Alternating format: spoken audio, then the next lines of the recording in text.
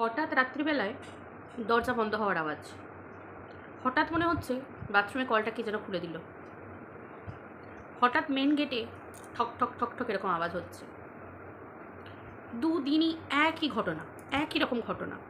কখনো দেখছে জামা কাপড় ভাঁজ করে রাখছে, ঘর থেকে বেরিয়ে যাচ্ছে, এসে দেখছে চারিদিকে ছড়িয়ে ছিটিয়ে পড়ে আছে। কিছু তো একটা হচ্ছে, সেটা বুঝতে পারছে। তো চলো বন্ধুরা, ওয়েলকাম টু মাই ব্লগ। আশা করি তোমরা সবাই খুব ভালো আছো, আমিও ভীষণ ভালো আছি। আজকে তোমাদের সাথে আমি যে ঘটনাটা শেয়ার করছি সেটা শুনলে তোমাদের গায়ে কাঁটা দিয়ে উঠবে। আমি আগের দিনও বলেছিলাম যে অশরীরী এমনই একটা ব্যাপার যেটা তার অস্তিত্ব সে নিজে তোমাকে বুঝিয়ে দেবে।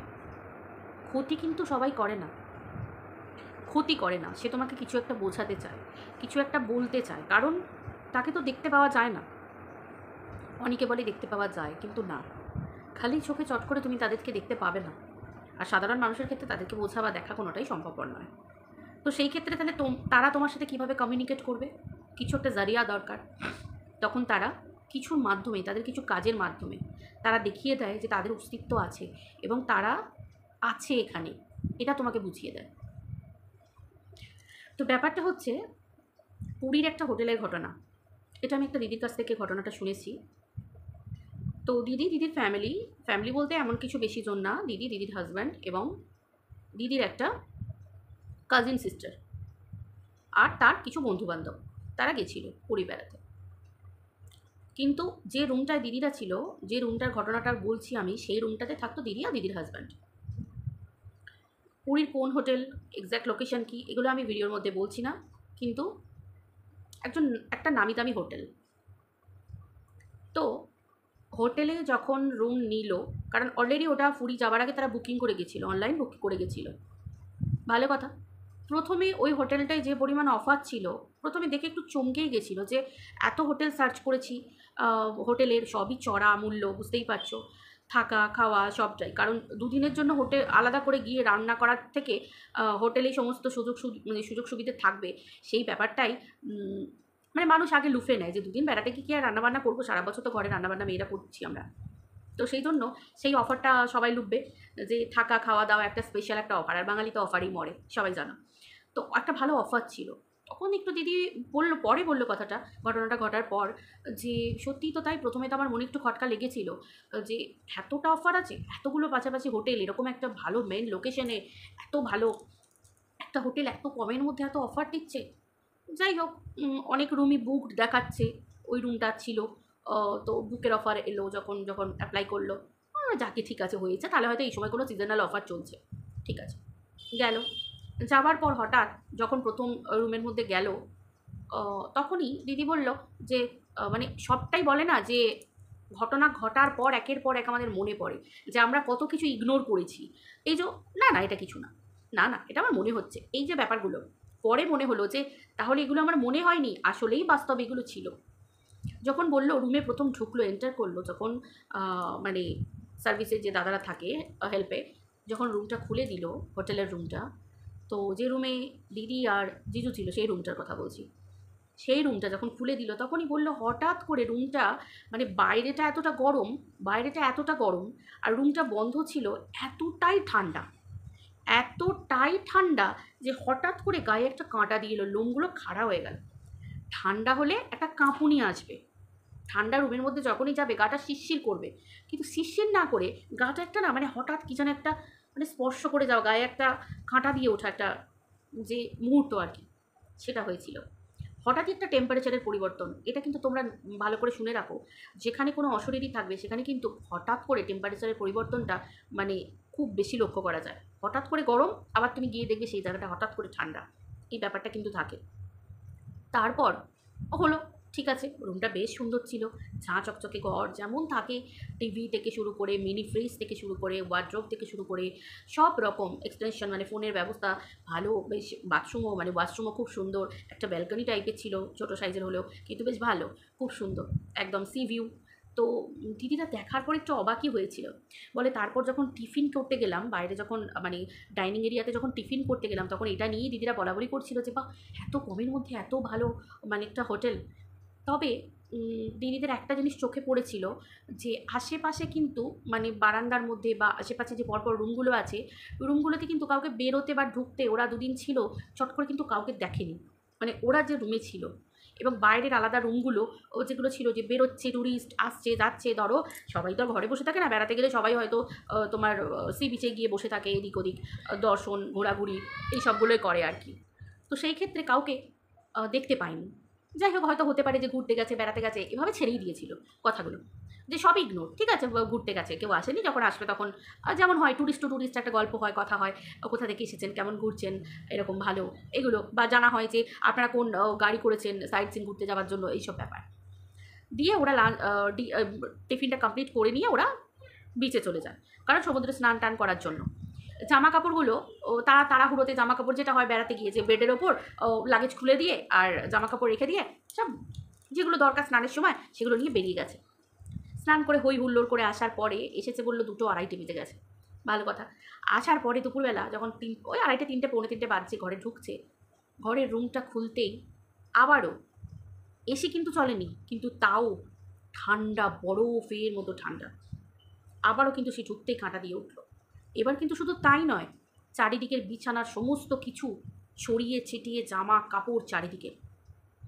ওদের তো মাথায় হাত, যে জামা কাপড় এত কী করে ছড়ালো, আমি তো এভাবে করে যাইনি, আমি তো যেগুলো দরকার নিয়ে 2-1টা বিছানার উপর এদিকে ওদিকে ছড়ানো ছিল, কিন্তু তাই বলে একটা বাথরুমের সামনের দিকটায়, একটা গেটের সামনেটায় ঢুকতে না ঢুকতেই, একটা এদিকে ওয়ার্ড্রোবের সামনে এদিকে ওদিকে গোটা বিছানা ছড়িয়ে আছে জামা কাপড় অর্ধেক। ওরা তো কেউ করেনি। দিদি জিজুকে বলছে তুমি কি করেছো এরকম? বলছে না আমি তো করিনি। জিজু বলছে তুমি করেছো তো? বলছে না আমি তো এরকমভাবে কিছু নিইনি, আমি একটা দুটো এদিক ওদিকে পাশাপাশি ছিল, কিন্তু এভাবে তো আমার যতদূর মনে পড়ছে আমি ছড়াইনি। তখন জিজু বলছে দেখো তাড়াহুড়োতে যাচ্ছিল, তখন হয়তো দেখো কোনোভাবে এভাবে রেখেছিল, হয়তো নামার সময় এদিক ওদিকে পড়ে গেছে। দিদির মনে কিন্তু খুঁতখুঁতুনি ভাব থেকেই যায়। জিজু পুরুষ মানুষ, অতটা গায়ে নেয়নি। দিদি বলছে দেখো আমার কিন্তু কেমন লাগছে। জিজু তখন দাবড়ে দিয়ে নাকি দিদিকে বলেছিল, মানে হাসতে হাসতে, দেখ ছাড়ো তো, তোমার সবসময় মনে খুঁতখুঁতুনি, যেখানেই যাবে তুমি তখন সেখানেই একটা করে খুঁত পাও, যেমন মেয়েদেরকে বলে আর কি পুরুষ মানুষরা। দিদির মনের মধ্যে কিন্তু চলতে থাকছে, কারণ ও তো ভাবে করেনি। আর জিজুও স্পষ্ট বলছে যে না, জিজু তো আর বাচ্চা না, যে আর দিদির সন্তানও হয়নি এখনও, যে সন্তানকে ছোটো বাচ্চা থাকবে সঙ্গে তারা এরকম করবে। সঙ্গে সঙ্গে দিদির কি মনে হয়েছে, দিদি যারা মানে সার্ভিসে যে দাদারা থাকে তাদেরকে কথা বলেছে, ফোন না, দিদি গিয়ে সরাসরি কথা বলেছে রিসেপশানে, যে আপনারা কি আলাদা চাবি নিয়ে ঘরে ঢুকে কি ঘরে কেউ ঢুকেছিল এরকমভাবে? বললো না ম্যাম, আমাদের এখানে তো কোনো কিছু না, আমাদের এখানে তো এইসব কিচ্ছু হয় না, আপনারা জানেন এত বড় হোটেল, এখানে আমাদের প্রচুর পরিমাণ টাইট সিকিউরিটি, এখানে এরকম ধরনের কেউ কোনো কাজ করে না। তখন দিদি বললো থাক স্বাভাবিক, এরকম বলছে সত্যিই তো তাই, সবই তো আছে, টাকা পয়সা যা যা নিয়ে গেছিলাম, কিছু জিনিসপত্র, তারপরে কসমেটিক্সের জিনিস, সব কিছু সবই তো আছে, চুরি তো কিছুই যায়নি। কার মানে খেয়ে পড়তে ফুটতে ধরবে যেরকমভাবে ছুঁড়ে ছাড়ে দিয়ে চলে যাবে। দিদি মনে কিন্তু খটকা থেকেই গেল। যাকে সেই দিন সন্ধে আনন্দ করলো, সব কিছু, আর কিছু হয়নি। এবার একেবারে রাত্রে যখন শুয়েছে, ঠিক 1:30 থেকে 1:45 বাজবে, সেই সময় হঠাৎ করে জল পড়ার আওয়াজ পাচ্ছে। কি মনে হয়েছে, জিজুকে ডেকেছে, জিজু খুব ঘুমাচ্ছে, বলছেই দেখো জল পড়ার আওয়াজ হচ্ছে কিন্তু। তখন বলছে তুমি কল খুলে চলে এসেছো নাকি? বললো না না, আমি কল খুলিনি, আমি সেই কখনো ওয়াশরুমে গেছি, আমি আর কলই খুলিনি, যাইনি। তাড়াতাড়ি করে জিজুকে ডেকে জিজু গেছে, গিয়ে দেখছে যে বাথরুমে যে বেসিনটা থাকে, বাথরুমে যে ওয়াশরুমে অনেক সময় বেসিন থাকে, বেসিনে কলটা খোলা, খুব বেশি না মাঝারিভাবে জল পড়ে যাচ্ছে। জিজু অফ করে দিয়ে এসেছে, এবার শুয়েছে। শোয়ার খানিকক্ষণ পরে হঠাৎ করে দরজার টোকামাকারের আওয়াজ, টং টং টং। এবার জিজু পুরুষ মানুষ, প্রচণ্ড ঘুমাচ্ছে, দিদির তো মাথায় খটকা একটার পর একটা ঘটছে। এবার আমাদের মতো মহিলাদের দেখবে সামান্য একটু কিছু হলে সারা রাতে ঘুম উড়ে যায়, ছেলেদের কোনো কিছু ব্যাপার হয় না, ওদের কাছে কোনো ব্যাপারই না, ম্যাটারই না, ওরা উড়িয়ে দেয় যে কিচ্ছু না। দিদি ঘুমাতেই পারছে না, আবার জিজুকে ডাকছে, জিজু তো পাশ ফিরে শুয়ে পড়েছে, বলছে না না ও কিছু না, তোমার মনের ভুল। আবার যখন জিজুকে ডাকছে তখন কিন্তু আর কোনো আওয়াজ হচ্ছে না। আবার জিজু যখন ঘুমিয়ে পড়ছে তখন এবার জানলায় আওয়াজ হচ্ছে, হঠাৎ করে একটা কীরকম হাওয়া, মানে কিছুই না, একটা হাওয়া, না জানলার পর্দা নড়ছে, না জানলা খোলা আছে, কিছুই না, এসি চলছে, খুব মানে একদম লাস্ট 30-তে আছে এসি, তা সত্ত্বেও একটা হঠাৎ করে একটা দমকা হাওয়ার মতো এসে দিদির মুখের কাছে চুলটা যেন এরকমভাবে উড়ে গেল পুরো এরকম হয়ে। দিদি আরও ভয় পেয়ে গেছে, কিছু তো আছে, ও এবার শিওর যে কিছু তো বটে আছে। খানিকক্ষণ পর হঠাৎ করে একজনের কান্নার আওয়াজ আসছে, একটা মহিলার কান্না। খুব আস্তে আস্তে গুমড়ে গুমড়ে কান্না, গুমড়ে গুমড়ে কান্না আওয়াজ আসছে। দিদি খুব ভালোভাবে আস্তে আস্তে আস্তে আস্তে যাচ্ছে, যে কোন জায়গা থেকে আসছে, ব্যালকনির কাছ থেকে কান্নার আওয়াজটা আসছে। আর ব্যালকনিতে না কীরকম দরজা বলো তো, ঠিক এরকম স্লাইড যে কাঁচের দরজাগুলো থাকে, ঠিক সেরকম গেট, ও তার উপর কার্টেন দেওয়া আছে। আস্তে করে পর্দাটা সরিয়ে দেখছে, কাউকে দেখতে পাচ্ছে না। ব্যালকনিতে কিন্তু লাইট জ্বলছে, কেউ নেই। হঠাৎ করে পর্দা, মানে হোয়াইট কালারের কার্টেন, হঠাৎ দেখছে ব্যালকনির লাইটটা এরকম এরকম এরকম হচ্ছে, মানে দপদপ করছে, নিচে জ্বলছে নিচে জ্বলছে, এরকম হচ্ছে। ও তো পুরো মানে আরও নেই দিদি, এরকম তাড়াতাড়ি করেছে জিজুকে, মানে হাত পা বলছে আমার শক্ত হয়ে গেছে, এভাবে জিজুকে ডাকছে, দেখো দেখো এরকম হচ্ছে। আবার জিজু যেই চোখ খুলে দেখছে, তখন দেখছে পরিষ্কার। জিজু উঠে কার্টেন সরিয়ে ব্যালকনি খুলে, ব্যালকনিতে গেট খুলে দেখছে পরিষ্কার, কিচ্ছু নেই। এরকম অবস্থা। ওই রাতটা কোনো রকমে গেল। তারপর কিন্তু আর কিছু হয়নি। সারা রাত দিদি ঘুমোতে পারেনি। সকালবেলা উঠে দিদি আগে রিসেপশানে গেছে। রিসেপশানে গিয়ে একজন সার্ভিসের দাদার সাথে মানে পার্সোনালি কথা বলার জন্য, যে আমার একটু কিছু দরকার আছে, রুমটা একটু সাফ করানোর জন্য, এরকম যদি কাউকে একটু বলেন সাফাই করে দিয়ে যায়, এরকম ধরনের ব্যাপার। বললো দিদি সাফাই তো করা হয়ে গেছে মর্নিংয়ে। দিদি বললো না না, আসলে একটু এই নোংরা পড়ে গেছে, এরকমভাবে একটু যদি ডেকে দেন। ঠিক আছে, ডেকে দিয়েছে। তো যে সাফাই কর্মী এসেছে, যে একজন ভদ্রমহিলা এসেছিলেন, তো সেই ভদ্রমহিলাকে দিদি একটু পার্সোনালি ভালোভাবে, মহিলাদের মধ্যে যেমন কথা হয়, ব্যালকানিতে গিয়ে একটু গল্প করে, মানে হাতে একটু টাকা দিয়ে কথাবার্তা বলে, যখন একটু কথা বলেছে, তখন ওই মহিলা বলেছে যে মানে মানে উনিও হচ্ছেন উড়িয়াভাষী, কিন্তু উনি কোনো রকমে হালকা উড়িয়া আর বাংলা ল্যাঙ্গুয়েজ যেহেতু পাশাপাশি একটু বোঝা যায়, তো সেভাবে উনি বুঝিয়েছেন যে কোন রুমটা এক্স্যাক্টলি উনি জানেন না, বাট একটা রুমে এই হোটেলেরই একটা ঘটনা ঘটে। একজন মহিলা এখানে শেষ নিঃশ্বাস ত্যাগ করেন, এবং তারা এসেছিলেন হানিমুনে। কিন্তু ব্যাপারটা কী হয়েছিল আজ পর্যন্ত কেউ জানে না। এখান থেকে ওনার দেহটা পাওয়া যায়, নিথর দেহটা।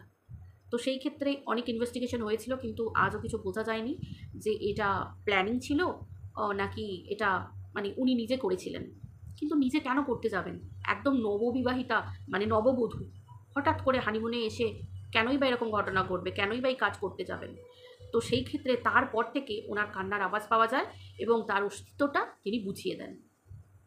শোনার পর তো দিদি যখন সবটা বলে, যে তখন দিদিকে বলেন যে এই রুম থেকে কি আপনি কিছু বুঝতে পেরেছেন? তখন দিদি বলেননি যে না বুঝতে পেরেছি। বললো না, আমার একটু সেন্স কাজ করে, তো যে আমার যেন মনে হয় যে হোটেলটা কিছু একটা বোধহয় আছে, আমি ফিল করতে পারছি। তখন বলছেন মেম সাহেব আমি জানি না কোন কামরা, কিন্তু এখানে ঘটেছে। তখন বলছেন যে কিন্তু দেখুন আরও অনেক ট্যুরিস্ট তো আসে, কিন্তু এখানে বলছে যারা জানে, যারা একটু খোঁজ খবর নিয়ে আসে, তারাই হোটেলে কেউ ওঠে না, কিন্তু যারা খুব একটা জানে না তারাই হোটেলে আসে, আর বেশিরভাগ মানুষেরও অভিজ্ঞতা হয়। তো দিদি পরিষ্কার বুঝতে পেরে যায় যে সেই রুমটা অন্য কোনো রুম নয়, এই রুমটাই সেই রুম।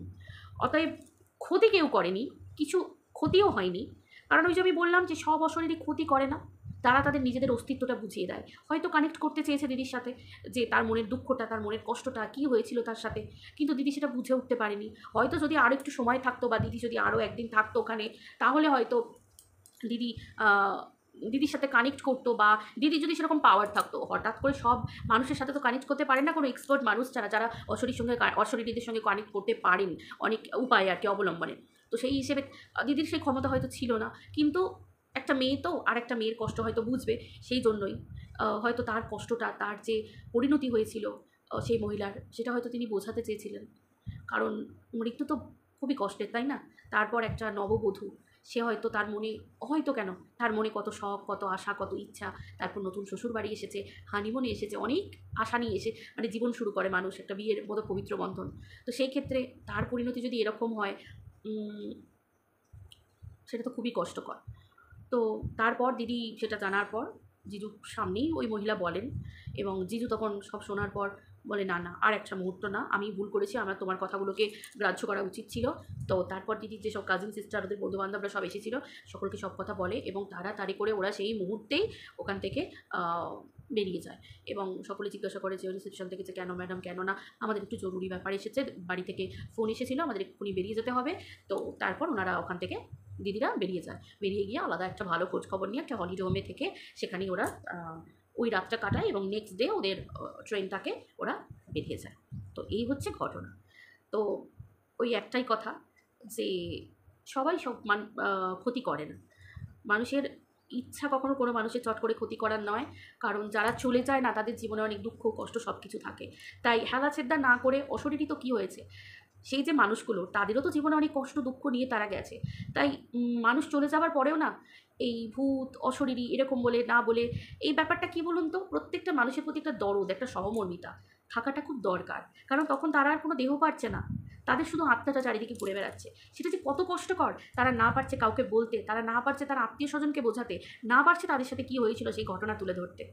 তো এক্সপার্ট মানুষ ছাড়া কিন্তু তারা কানেক্ট করতে পারে না চট করে কারো সাথে। তো সেই জন্য আ রেসপেক্ট করাটা খুব দরকার, ভীষণ দরকার। দিদি বলছিল যে, "আমার খুব কষ্ট হয়েছে ভীষণ।" মানে সেই মুহূর্তে ভয়ের থেকে না, সত্যি ঘটনাটা শোনার পর দিদি নাকি খুব কেঁদেছিল যে, কতটা কষ্ট পেয়েছে, কতটা দুঃখ নিয়ে পৃথিবী ছাড়তে হয় মানুষকে। তো যাই হোক, চলো বন্ধুরা, ভিডিওটা ভালো লেগে থাকলে অবশ্যই লাইক, কমেন্ট, শেয়ার করো। আর কমেন্ট করে জানাও যে এরকম ঘটনা তোমরা শুনতে চাও কিনা।